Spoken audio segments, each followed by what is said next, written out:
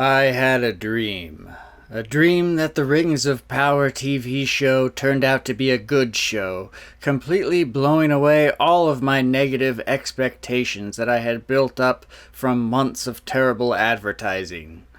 That dream did not come true.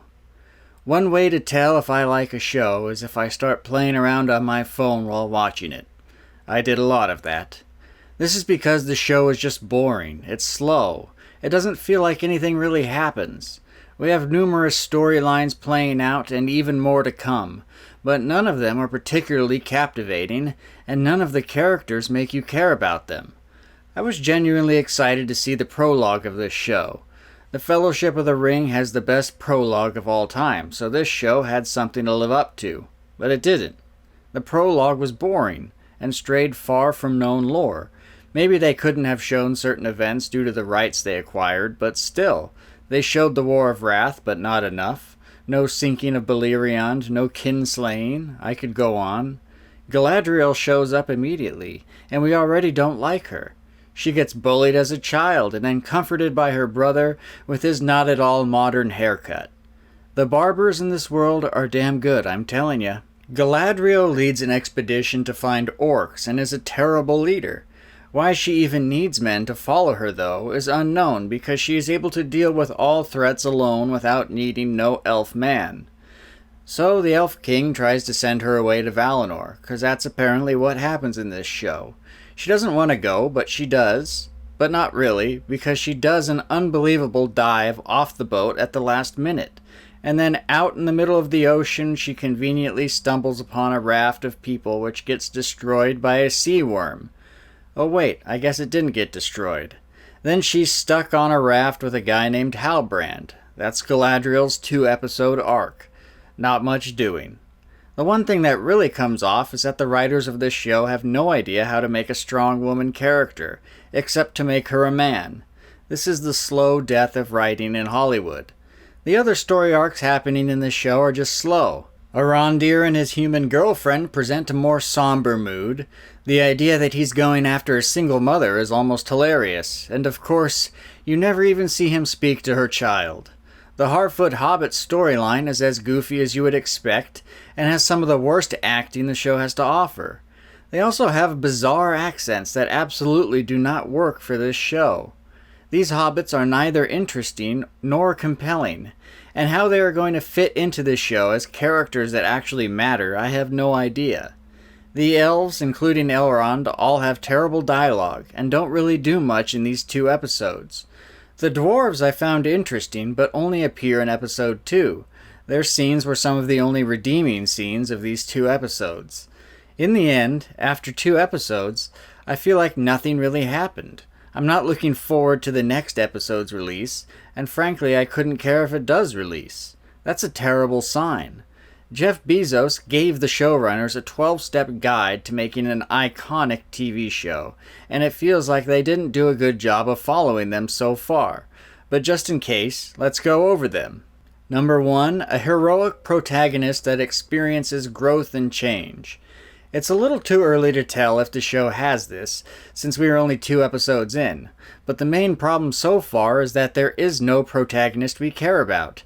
Galadriel, the supposed star of the show, is simply not likable nor relatable. She's not heroic, she's taken on a quest of vengeance from her brother and listens to nobody else's advice.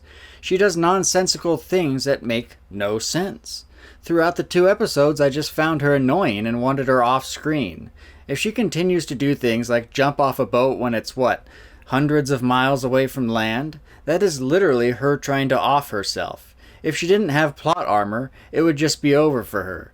Maybe her character arc can be one where she grows into someone likable, but then the writers really have created an uphill battle for themselves.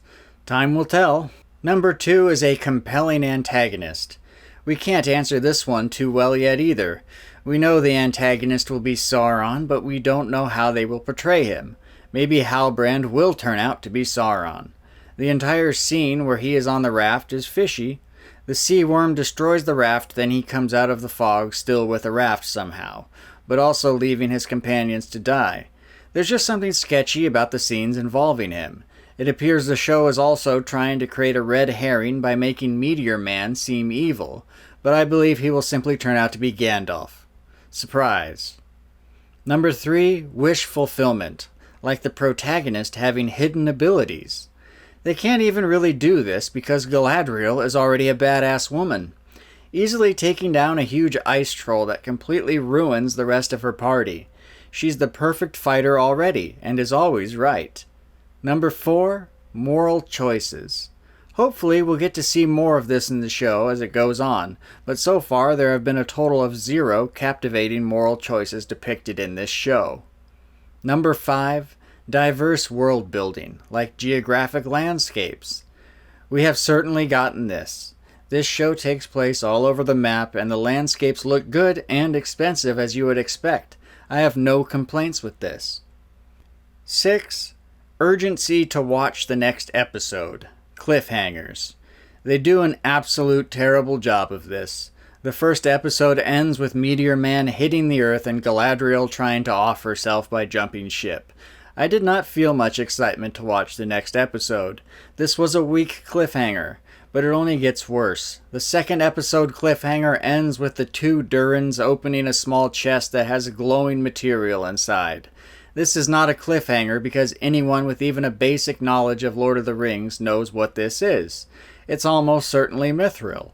Khazad-dûm is famous for the abundance of mithril. This is not a cliffhanger. I get this show has to be made for people who aren't huge fans, but even if I didn't know what was in the box, it is not a captivating way to end the show. Oh, you have to watch the next episode to find out what's in the mystery box. That is so damn weak. Number 7, civilizational high stakes. We get a sense of this with the show. We know there is a global threat out there because Galadriel believes there is. And by the second episode we start to see that orcs are invading the Southlands by building underground tunnels and destroying villages, etc. We know something is brewing, and it's likely going to be bad. The show has so far accomplished this. Number 8, humor. I can tell the show tries humor, but more often than not it completely fails. In these first 2 episodes I only mustered a chuckle one time, and that was when Elrond and Durin are essentially trying to rebuild their friendship, and Elrond comes over to his place to apologize to Durin's wife Disa. These interactions generated a few minor laughs, I'll admit it, but that was it. All the other slapstick humor falls flat, and you can tell the humor has been pretty much solely relegated to the small people like the hobbits and dwarfs, because small people are just funny, right? All the Harfoot stuff is just stupid slapstick humor. Someone falling face down in some mud, or a cart rolling downhill away from them. It's weak. Number 9, betrayal. We haven't encountered too much betrayal in the show that I can recall, but we will see as the show continues on. There's still time. Number 10 and 11, positive and negative emotions. I'll do these together. Do these emotions exist in the show? Of course they do. Are they done well? Absolutely not. Many of the actors in this show seem truly amateur, and none of the characters evoke the feeling that the characters in Peter Jackson's original trilogy did. The elves don't have that ethereal feel that they did in the Jackson trilogy. The Harfoots are just doofy and don't convey the same emotion that the hobbits did in Jackson's. The humans are all depicted as dour and racist people. Galadriel is obviously going through it with the death of her brother, but I seriously doubt anyone watching will care. We barely got to know Finrod, and so Galadriel crying over his corpse is meaningless. If you hooked me up to an emotion sensor while watching the show, you would have seen a complete flatline the entire time. Number 12, violence. It's there, but not as much as I would have liked. I don't mean blood and gore either, I just mean action. There's not enough of it. The whole prologue was a massive missed opportunity. After that, the action scenes we get seem few and far between. Hopefully this picks up as well. It's clear the showrunners didn't take Jeff Bezos' guidelines to heart, and he has said as much in interviews. The first 2 episodes of a show are important. You want people to keep coming back, and this show just doesn't pull it off. It's boring, plain and simple. I was really hoping to be proven wrong with what I anticipated this show would be. like how House of the Dragon was a pleasant surprise. But in the end, what we get is a dry, uninspired take on Middle-earth that certainly does not feel like Tolkien. All we can do now is pray that this show somehow recovers as the episodes go on. But given that 25% of the show has already been released, I will not hold my breath.